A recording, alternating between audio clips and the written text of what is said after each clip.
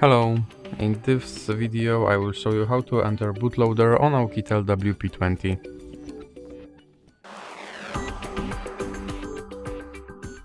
So you have to start with powering of your device by using power button.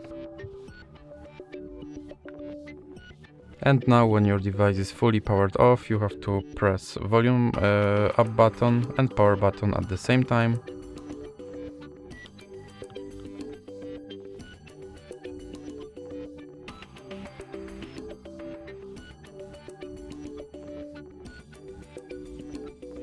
And you are now in bootloader mode, and here you have to use volume up button to switch between these modes and volume down button to select your choice. So that's it for this video. If you liked it, please remember to leave like and subscribe.